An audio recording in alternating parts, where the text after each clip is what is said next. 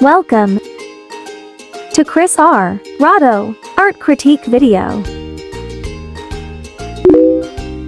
So, hello and good day to each and everyone. This is Chris Rado, GE6-A, and for today's video, I am going to make an art critique of the artwork of Leonardo da Vinci, namely The Last Supper.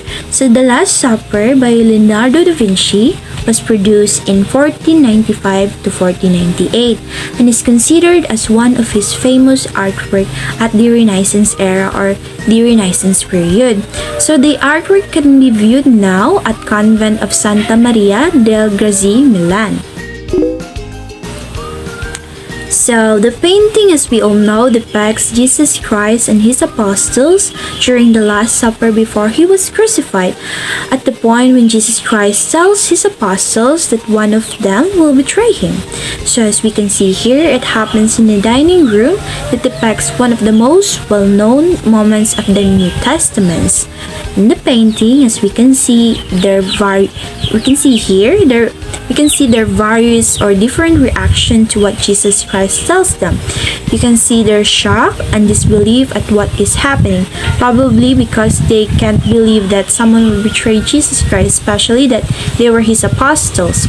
So the painting also includes a numerical reference or numerical pattern, so which is the number 3. The apostles, we can see here, are seated in 3 persons per group. Behind Jesus Christ, there are 3 windows, and the shape of Jesus' figures resembles a triangle. And a triangle, as we all know, has 3 sides.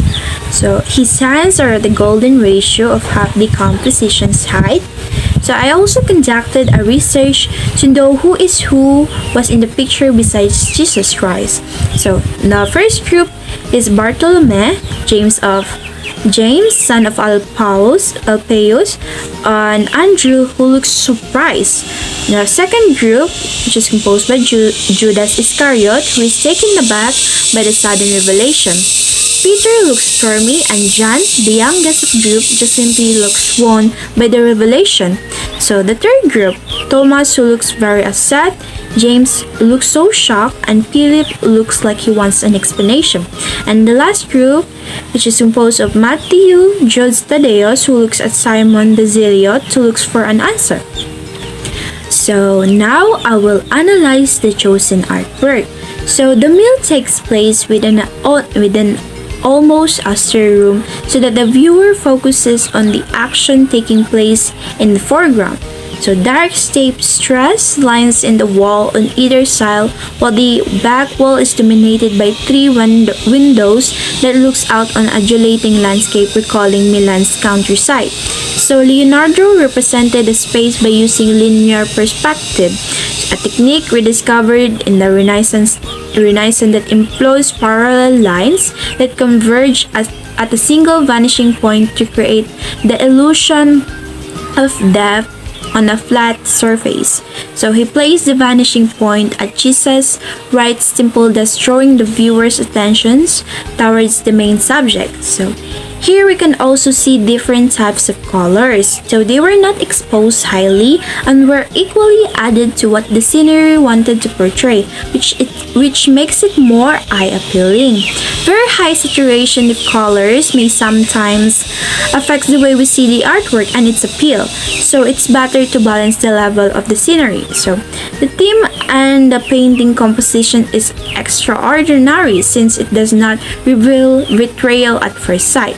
So on the surface, it looks like a straightforward piece of biblical art. It is in fact an exceptional, complex work. The way it was crafted symbolized the true complexity of the Renaissance period's aesthetic. So it was portrayed in a very gloomy situation that you can already feel the sadness of the scenery.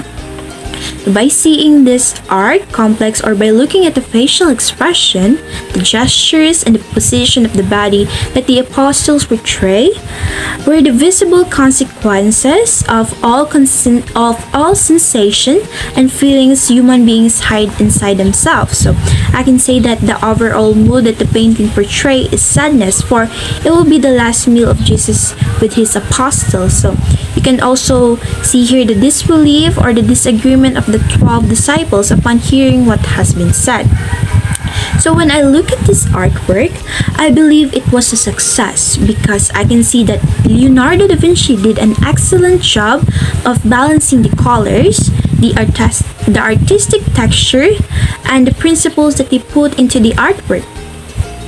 The way it works on us or communicate with us helps us so much so that we can understand the hidden meaning or the story of the artwork. So that will be all for this video. I hope that you learned something about this art critic of the artwork of Leonardo da Vinci. So that's it. Thank you for watching. Goodbye.